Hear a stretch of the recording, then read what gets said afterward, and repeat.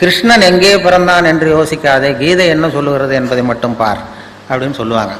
அதாவது ஒருத்தன் மரத்தில் உள்ள ஒருத்தன் எண்ணிக்கிட்டு குறிப்பு எடுத்துக்கிட்டு இருந்தானா, மரத்தில் எத்தனை கிளை இருக்குது, எத்தனை இலை இருக்குது, எத்தனை காய் காய்ச்சிருக்கு அப்படின்னு ஒரு பேப்பரில் குறித்து ரொம்ப எழுதிட்டு இருக்கான். இந்த ராமஜெயம் எழுதுறது மாதிரின்னு வைங்களேன், என்னமோ எழுதி வச்சுட்டு இருக்கான். உடனே அந்த பக்கம் இன்னொருத்தர் வந்தார், ஒருத்தர் அறிவாளி வந்து, இந்த பாருங்கள் சார், நான் இந்த மரத்தில் எத்தனை கிளை இருக்குது, எத்தனை பழம் இருக்குது, எத்தனை காய் இருக்குலாம் எண்ணி கிளையெல்லாம் கரெக்டாக குறிச்சிக்கிட்டு இருக்கேன் அப்படின்ட்டுருக்கான். அவர் அதையெல்லாம் நீயே வச்சுக்கோ, அது எனக்கு என்னத்துக்கு, எனக்கு தேவை பழம் அப்படின்னு சொல்லி பழத்தை வாங்கி சாப்பிட்டு அவர் பாட்டு போட்டாரான், பறித்து சாப்பிட்டு. ஆன்மீகவாதி இலைகளை எண்ணுகிறான், அறிவாளி பழங்களை உண்ணுகிறான் அப்படின்னு சொல்லுவாங்க. நமக்கு தேவை அந்த பழம், அதை வந்து நேரடியாக அந்த கனியை நமக்கு பறித்து கொடுக்கறதுக்கு தான் அருட்தந்தை வந்திருக்கிறார். நீங்கள் போய் இது கை காலெலாம் எண்ணிட்டு இருக்காதீங்க, நமக்கு தேவை என்ன.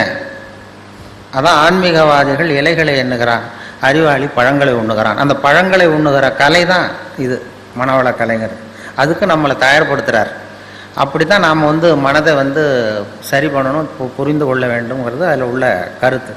நான் சொன்னது மாதிரி அந்த சிரிப்புங்கிறது யோகம்னு சொன்னேனே, அது வந்து நம்மளுடைய இயல்பு நிலையே. அது நம்முடைய இயல்பு நிலை. அதாவது நாம் பிறந்து இந்த உலகத்துக்கு வரும்பொழுது அழுதுகிட்டே பிறக்கிறோம்.